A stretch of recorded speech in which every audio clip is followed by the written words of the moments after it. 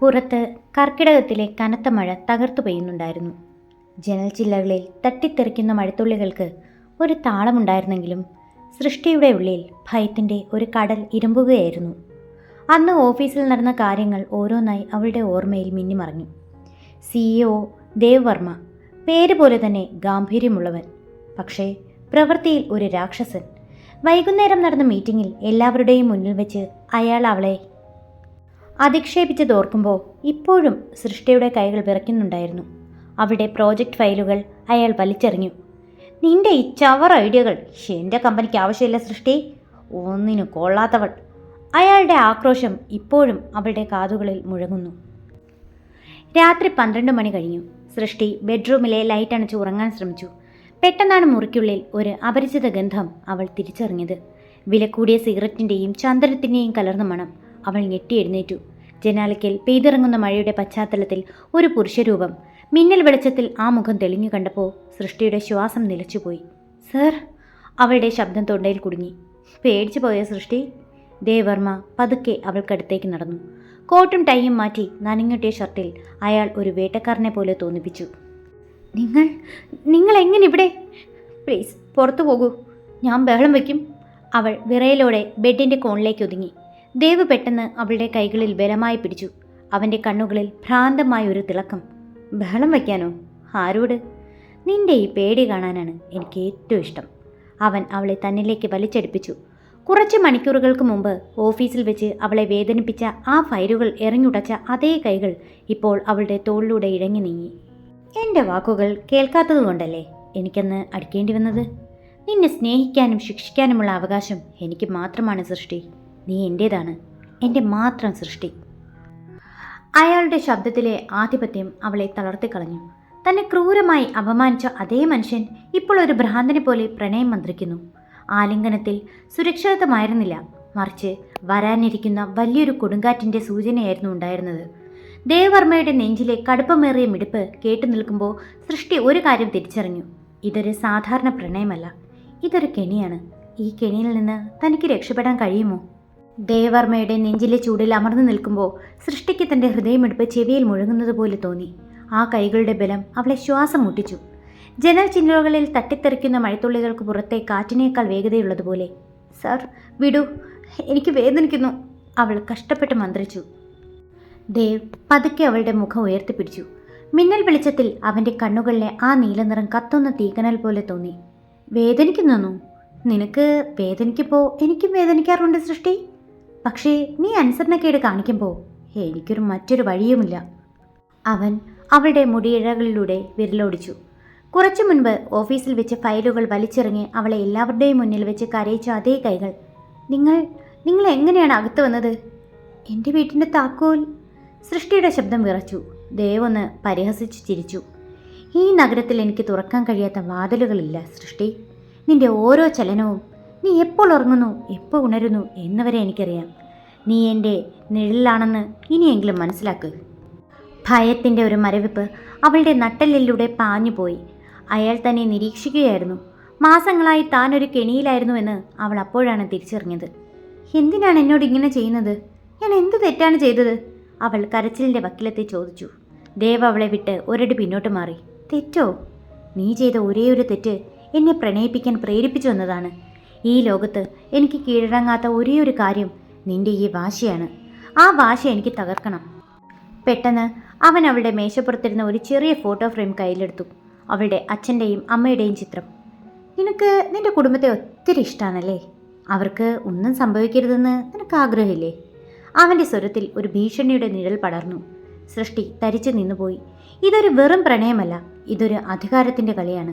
തന്നെ പൂർണ്ണമായും തകർക്കാൻ ഉറച്ചാണ് അയാൾ വന്നിരിക്കുന്നത്. എന്താണ് നിങ്ങൾക്ക് വേണ്ടത്? അവൾ വിറയലോടെ ചോദിച്ചു. ദേവ് അവളുടെ അടുത്തേക്ക് വീണ്ടും നടന്നു വന്നു. അവളുടെ കാതോരം ചേർന്ന് വശ്യമായ ശബ്ദത്തിൽ മന്ത്രിച്ചു. നാളെ രാവിലെ നീ ഓഫീസിൽ വരണം. പഴയ സൃഷ്ടിയായല്ല, എൻ്റെ മാത്രം സൃഷ്ടിയായി. നീ ഒപ്പിടേണ്ട ചില രേഖകളുണ്ട്. അത് ചെയ്താൽ നിന്റെ കുടുംബത്തിന് ഒന്നും സംഭവിക്കില്ല. അവൻ തിരികെ നടന്നു. ജനലിലൂടെ മഴയിലേക്ക് മറയുന്നതിന് മുമ്പ് അവൻ ഒരിക്കൽ കൂടി അവളെ നോക്കി.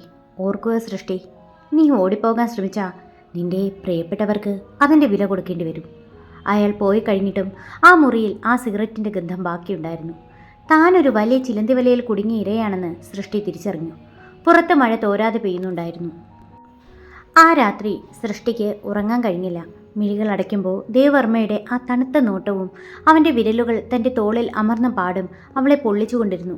ജനലിലൂടെ തണുത്ത കാറ്റ് അകത്തേക്ക് വരുന്നുണ്ടായിരുന്നെങ്കിലും അവളുടെ ശരീരം വിയർക്കുന്നുണ്ടായിരുന്നു. പുലർച്ചെ 6 മണിയായപ്പോഴേക്കും സൃഷ്ടി എഴുന്നേറ്റു. കണ്ണാടിയിൽ നോക്കിയപ്പോൾ താൻ എത്രത്തോളം തളർന്നുപോയി എന്ന് അവൾ തിരിച്ചറിഞ്ഞു. കണ്ണുകൾക്ക് താഴെ കറുത്ത പാടുകൾ വീണിരിക്കുന്നു. സൃഷ്ടി, നീ എഴുന്നേറ്റോ? ചായ കുടിക്കാൻ വാ മോളെ. താഴെ നിന്ന് അമ്മയുടെ ശബ്ദം കേട്ടു. അമ്മയുടെ ആ നിഷ്കളങ്കമായ വിളി കേട്ടപ്പോൾ സൃഷ്ടിയുടെ ഉള്ളിൽ ഒരു വിങ്ങൽ അനുഭവപ്പെട്ടു. താൻ എടുക്കുന്ന ഓരോ തീരുമാനവും തൻ്റെ കുടുംബത്തെ ബാധിക്കുമെന്ന് ദേവ് പറഞ്ഞ ഭീഷണി അവളുടെ കാതുകളിൽ മുഴങ്ങി. അവൾ പതുക്കെ താഴേക്ക് ചെന്നു.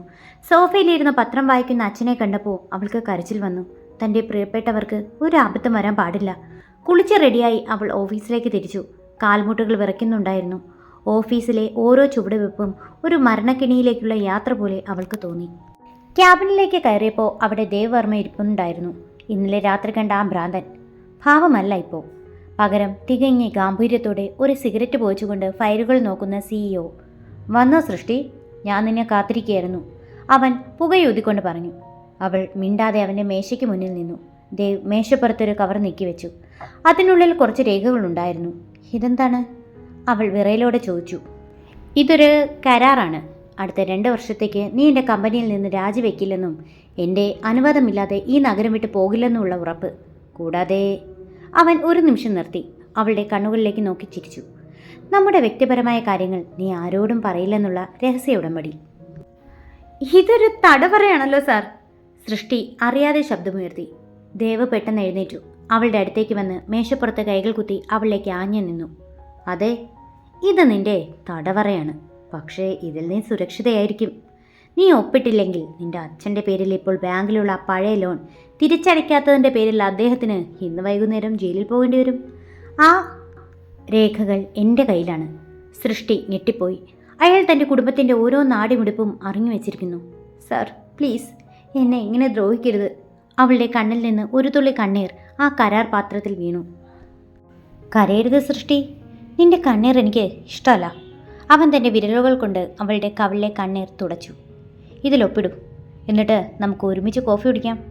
ഗതികെട്ടവളെ പോലെ സൃഷ്ടി ആ പേന കയ്യിലെടുത്തു. വിറയ്ക്കുന്ന കൈകളോടെ അവൾ തൻ്റെ പേര് അവിടെ എഴുതി ചേർത്തു. സൃഷ്ടി ഒപ്പിട്ടു. കഴിഞ്ഞതും ദേവ് ആ പത്രം വാങ്ങി ഭദ്രമായി വെച്ചു. അവൻ അവളുടെ അടുത്തേക്ക് വന്ന് അവളുടെ നെറ്റിയിൽ മൃദുവായി ചുംബിച്ചു. ഇപ്പോൾ നീ ഔദ്യോഗികമായി എൻ്റെ ഉടമസ്ഥതയിലാണ്. സൃഷ്ടിക്ക് ചുറ്റുമുള്ള ലോകം കറങ്ങുന്നതുപോലെ തോന്നി. താൻ ഒപ്പിട്ടത് തൻ്റെ മരണ വാറണ്ടിലാണോ അതോ മറ്റെന്തെങ്കിലും വലിയ കെണിയിലാണോ? കരാറിൽ ഒപ്പിട്ടതോടെ സൃഷ്ടിയുടെ ലോകം മാറി മറിഞ്ഞു. ഓഫീസിലെ ഓരോ നിമിഷവും അവൾക്കൊരു തടവറയിലെന്ന പോലെ തോന്നി. ദേവവർമ്മയുടെ കണ്ണുകൾ എപ്പോഴും അവളുടെ മേലുണ്ട്. CCTV ക്യാമറകളിലൂടെയും അവൻ്റെ ക്യാബിനിലെ ആ വലിയ ഗ്ലാസ് ഭിത്തിയിലൂടെയും. സൃഷ്ടി, മിസ്റ്റർ ആര്യനെ പോയി കാണൂ. അയാൾ നമ്മുടെ പുതിയ മാർക്കറ്റിംഗ് ഹെഡാണ്. ഈ പ്രോജക്റ്റിൽ നീ അയാളോടൊപ്പമാണ് വർക്ക് ചെയ്യേണ്ടത്. ഇന്റർകോമിലൂടെ ദേവിൻ്റെ തണുത്ത ശബ്ദം മുഴങ്ങി. സൃഷ്ടി പതുക്കെ എഴുന്നേറ്റ് പുതിയ മാർക്കറ്റിംഗ് ഹെഡിൻ്റെ മുറിയിലേക്ക് നടന്നു. അവിടെ കണ്ട കാഴ്ച അവളെ അത്ഭുതപ്പെടുത്തി. ജനാലയ്ക്കിൽ നിന്ന് പുറത്തെ ആകാശം നോക്കി നിൽക്കുന്ന ഒരു യുവാവ്. ദേവിനെ പോലെ കറുത്ത സ്യൂട്ടല്ല, മറിച്ച് ലളിതമായൊരു ഷർട്ടും ജീൻസും. സൃഷ്ടിയല്ലേ? അയാൾ തിരിഞ്ഞു നോക്കി പുഞ്ചിരിച്ചു. ഞാൻ ആര്യൻ. നിന്റെ വർക്കുകളെക്കുറിച്ച് ഞാൻ കേട്ടു, ഗംഭീരമാണ്. ആര്യൻ്റെ കണ്ണുകളിലെ ആ തെളിച്ചവും പെരുമാറ്റത്തിലെ ലാളിത്യവും സൃഷ്ടിക്ക് കുറച്ചു കാലത്തിനു ശേഷം ഒരു ആശ്വാസം നൽകി. ഓഫീസിലെ ആ ശ്വാസം മുട്ടിക്കുന്ന അന്തരീക്ഷത്തിൽ നിന്ന് ഒരു മോചനം പോലെ അവൾക്ക് തോന്നി. നന്ദി സാർ, സൃഷ്ടി പതുക്കെ പറഞ്ഞു. സാറെന്ന് വിളിക്കണ്ട, ആര്യനെന്ന് വിളിച്ചാൽ മതി. അവൻ അവൾക്ക് ഷേക്കാൻഡ് നൽകാൻ കൈനീട്ടി. പെട്ടെന്നാണ് ആ മുറിയുടെ വാതിൽ ശക്തിയായി തുറക്കപ്പെട്ടത്. അവിടെ ദേവവർമ്മ നിൽക്കുന്നുണ്ടായിരുന്നു. അവൻ്റെ മുഖം ദേഷ്യം കൊണ്ട് ചുവന്നു തുടുത്തിരുന്നു. ആര്യൻ സൃഷ്ടിക്ക് നേരെ നീട്ടിയ ആ കൈകളിലേക്ക് ദേവ് രൂക്ഷമായി നോക്കി. ആര്യൻ, ഇവിടെ സൗഹൃദത്തിനല്ല പ്രാധാന്യം, ജോലിക്കാണ്, ദേവ് കടുപ്പത്തിൽ പറഞ്ഞു. അവൻ സൃഷ്ടിയുടെ അടുത്തേക്ക് നടന്നു. വന്ന് അവളുടെ തോളിൽ കൈവച്ചു. തൻ്റെ ഉടമസ്ഥാവകാശം ലോകത്തെ കാണിക്കാനെന്ന പോലെ സൃഷ്ടിക്ക് ജോലിയിൽ സഹായിക്കാൻ ഞാനുണ്ട്.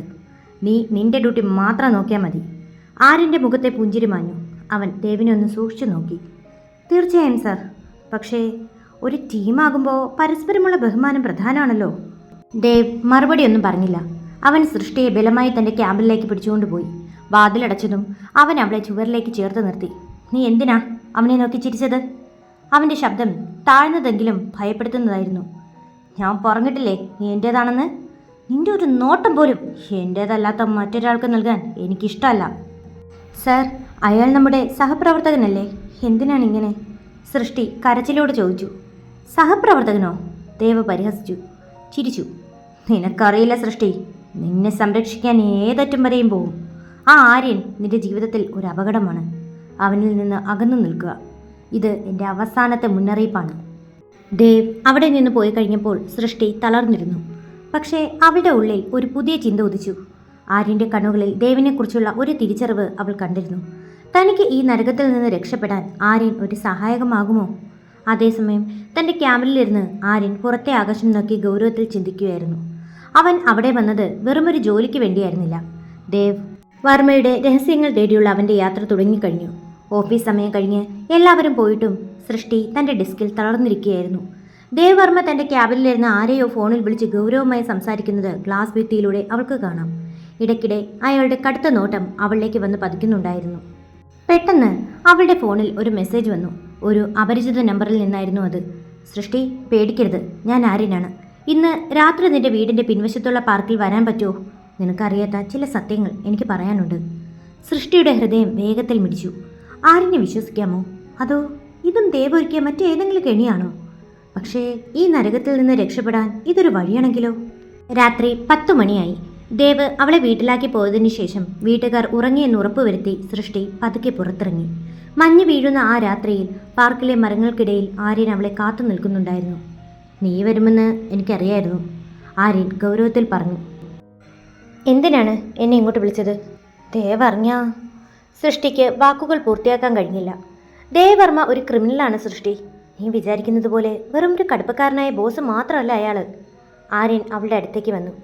2 വർഷം മുമ്പ് ഇതേ കമ്പനിയിൽ ക്രിയേറ്റീവ് ഹെഡായിരുന്ന ഒരു പെൺകുട്ടിയെ ഓർമ്മയുണ്ടോ? മായ. അവൾ പെട്ടെന്നൊരു ദിവസം അപ്രത്യക്ഷമായി. പോലീസിനെ കൊണ്ട് അത് ആത്മഹത്യയാണെന്ന് വരുത്തി തീർക്കാൻ ദേവിനായി.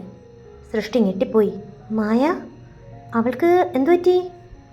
അവൾ ദേവിൻ്റെ തടവറയിൽ നിന്ന് ഓടിപ്പോകാൻ ശ്രമിച്ചതാണ്. അവൾ എൻ്റെ സഹോദരിയായിരുന്നു. സൃഷ്ടി. ആര്യൻ്റെ കണ്ണുകളിൽ പക കത്തുന്നുണ്ടായിരുന്നു. അവളെ തകർത്ത അതേ രീതിയിലാണ് അയാൾ നിന്നെയും കുടുക്കിയിരിക്കുന്നത്. ആ കരാർ, നിന്റെ അച്ഛൻ്റെ ലോൺ, ഇതെല്ലാം അയാൾ മുൻകൂട്ടി പ്ലാൻ ചെയ്തതാണ്. സൃഷ്ടിക്ക് തല കറങ്ങുന്നത് പോലെ തോന്നി. താൻ സ്നേഹമെന്ന് കരുതിയത് വെറും ക്രൂരത മാത്രമായിരുന്നു. സൂക്ഷിക്കണം സൃഷ്ടി, നീ അവൻ്റെ സൃഷ്ടിയല്ല, മറിച്ച് അവൻ്റെ അടുത്ത ഇരയാണ്. നമുക്കവനെ തകർക്കണം. ആര്യൻ അവളുടെ കൈകളിൽ പിടിച്ചു. ആരുടെ കൈകളിലാണ് നീ പിടിച്ചിരിക്കുന്നത് ആര്യൻ? പെട്ടെന്ന് തണുത്ത ശബ്ദം പിന്നിൽ നിന്ന് മുഴങ്ങി. സൃഷ്ടിയും ആര്യനും ഞെട്ടിത്തിരിഞ്ഞു നോക്കി. പാർക്കിലെ നിഴലുകൾക്കിടയിൽ നിന്ന് ദേവർമ്മ പതുക്കെ നടന്നു വന്നു. അവൻ്റെ കയ്യിൽ കത്തുന്ന ഒരു സിഗരറ്റ് ഉണ്ടായിരുന്നു. ആ മുഖത്ത് ഒരു ചെകുത്താൻ്റെ ചിരി പടർന്നു.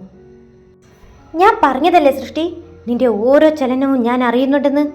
ദേവ് പതുക്കെ സിഗരറ്റ് താഴെയിട്ട് അത് തൻ്റെ ഷൂ കൊണ്ട് ചവിട്ടി അമർത്തി. അവൻ ആര്യനെ നോക്കി. ആര്യൻ, നിന്റെ പെങ്ങൾ ചെയ്ത അതേ തെറ്റ് നീയും ആവർത്തിക്കരുത്. എൻ്റേത് മാത്രമായ ഒന്നിനെ തൊടാമെന്നാ നിന്റെ ഈ കൈകളിനി ഉണ്ടാവില്ല. പെട്ടെന്ന് ദേവ് സൃഷ്ടിയുടെ മുടിയിൽ ബലമായി പിടിച്ച് തൻ്റെ അടുത്തേക്ക് വലിച്ചു. വാ, വീട്ടിൽ പോകാം, നിനക്കുള്ള ശിക്ഷ കാത്തിരിപ്പുണ്ട്.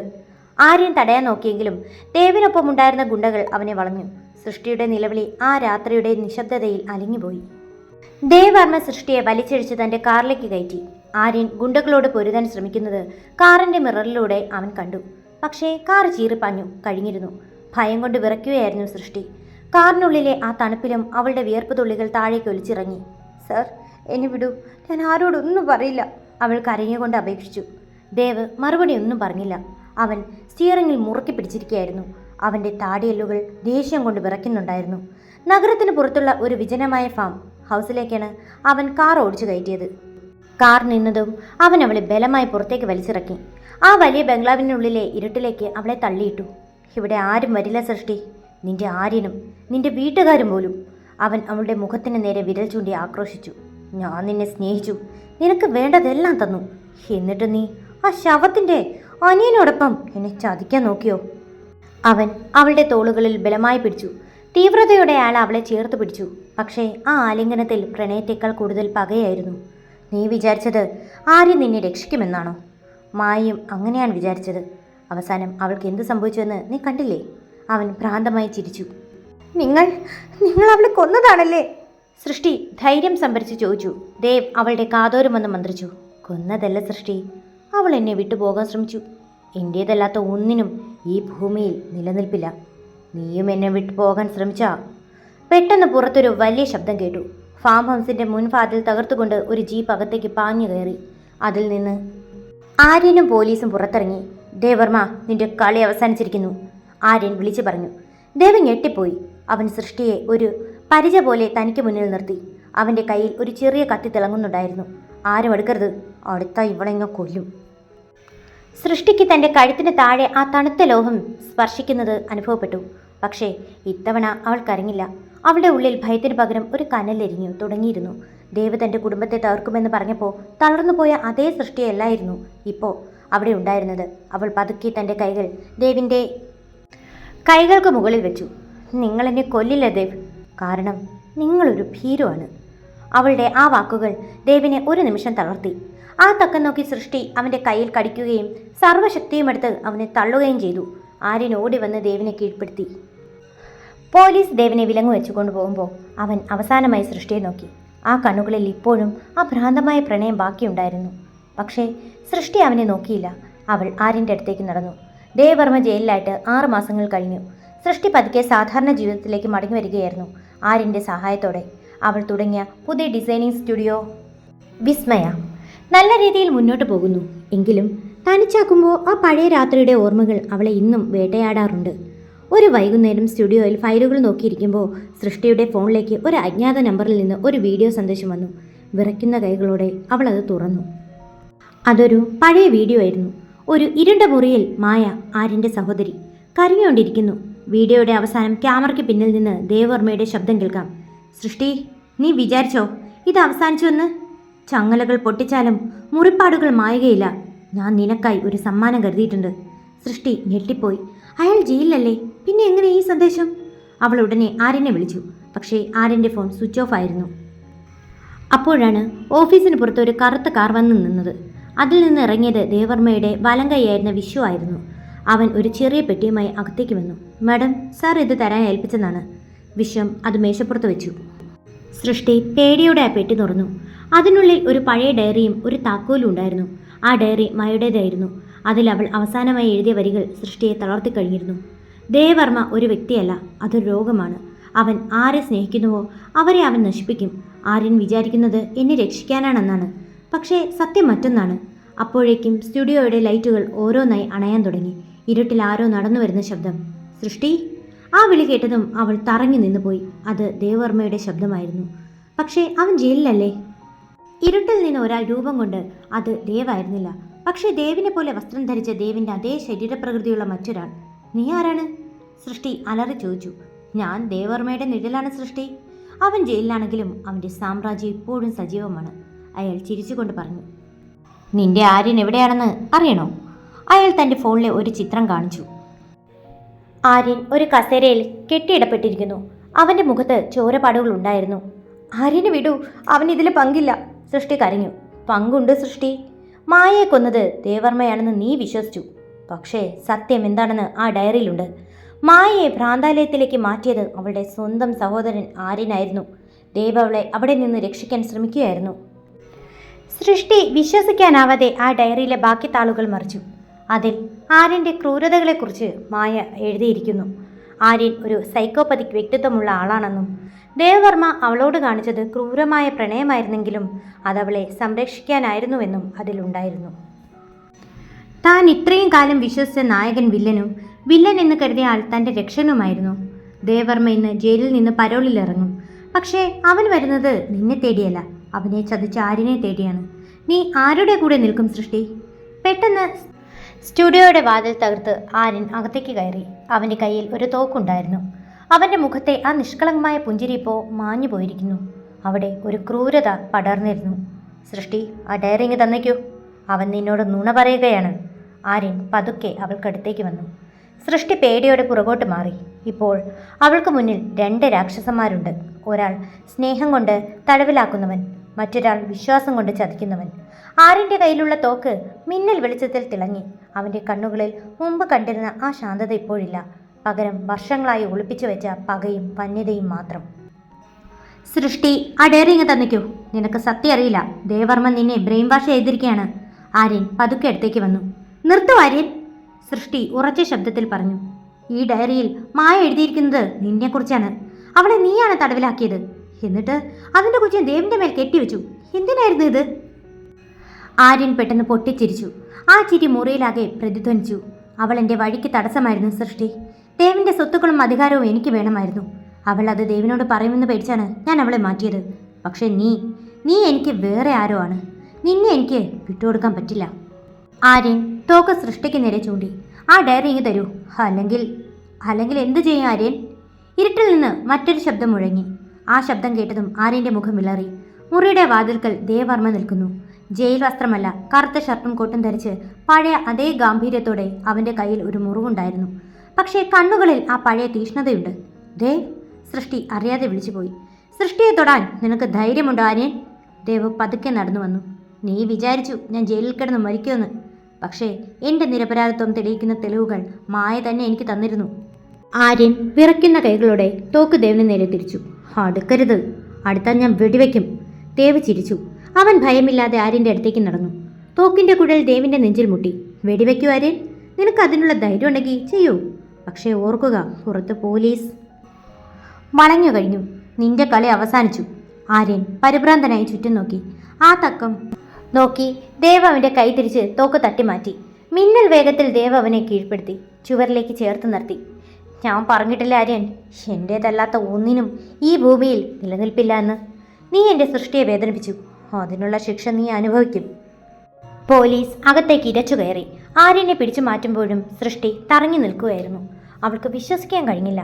താൻ സ്നേഹിച്ചവൻ വഞ്ചകനും താൻ ഭയപ്പെട്ടവൻ തൻ്റെ കാവലാളുമായിരുന്നു. പോലീസ് ആര്യനെ കൊണ്ടുപോയി കഴിഞ്ഞപ്പോൾ മുറിയിൽ വീണ്ടും നിശബ്ദത പടർന്നു. ദേവ് പതുക്കെ സൃഷ്ടിയുടെ അടുത്തേക്ക് വന്നു. അവൻ അവളുടെ തോളുകളിൽ കൈവച്ചു. പക്ഷേ ഇത്തവണ ആ കൈകളിൽ ഭീഷണിയല്ല, ഒരുതരം സമാധാനമായിരുന്നു. സൃഷ്ടി, ഞാൻ നിന്നെ ശല്യം ചെയ്യില്ല. പക്ഷേ നിനക്കൊരാപത്ത് വരുമ്പോൾ എനിക്ക് നോക്കി നിൽക്കാൻ കഴിയില്ലായിരുന്നു. അവൻ അവളുടെ കണ്ണുകളിലേക്ക് നോക്കി പറഞ്ഞു. സൃഷ്ടി പതുക്കെ അവൻ്റെ കൈകൾക്ക് മുകളിൽ കൈവച്ചു. ദേവ്, എനിക്ക് മാപ്പ് തരണം. ഞാൻ നിങ്ങളെ തെറ്റിദ്ധരിച്ചു. ദേവ് ഒന്നും മിണ്ടിയില്ല. അവൻ അവളെ ഒരിക്കൽ കൂടി തന്നിലേക്ക് ചേർത്ത് പിടിച്ചു. ആലിംഗനത്തിൽ ഇപ്പോൾ ഭയമില്ലായിരുന്നു. പുറത്ത് മഴ തോർന്നിരുന്നു. ആകാശം തെളിയാൻ തുടങ്ങിയിരുന്നു. ആര്യൻ്റെ അറസ്റ്റിന് ശേഷം നഗരം ശാന്തമായി. ദേവർമ്മ തൻ്റെ നിരപരാധിത്വം കോടതിയിൽ തെളിയിച്ചു. പത്രങ്ങളിൽ ദേവിനെക്കുറിച്ചുള്ള വാർത്തകൾ നിറഞ്ഞു നിന്നു. ഒരു വില്ലനിൽ നിന്ന് രക്ഷകനിലേക്കുള്ള അയാളുടെ മാറ്റം എല്ലാവരെയും അത്ഭുതപ്പെടുത്തി. പക്ഷേ സൃഷ്ടിക്ക് അതൊന്നും പ്രധാനമായിരുന്നില്ല. അവൾക്ക് വേണ്ടത് സമാധാനമായിരുന്നു. ഒരു മാസത്തിന് ശേഷം സൃഷ്ടി തൻ്റെ പഴയ സ്റ്റുഡിയോയിൽ ഇരിക്കുകയായിരുന്നു. ജനാലയിലൂടെ വരുന്ന സൂര്യപ്രകാശത്തിന് പണ്ടത്തേക്കാൾ തെളിച്ചമുള്ളതുപോലെ അവൾക്ക് തോന്നി. പെട്ടെന്നാണ് സ്റ്റുഡിയോയുടെ വാതിൽ തുറന്നത്. പരിചിതമായ ആ സിഗരറ്റിൻ്റെയും ചന്ദനത്തിൻ്റെയും ഗന്ധം മുറിയിൽ പടർന്നു. ദേവർമ്മയായിരുന്നു അത്. പക്ഷേ പഴയ ആ കടുപ്പക്കാരനായ CEO ആയിരുന്നില്ല അവൻ.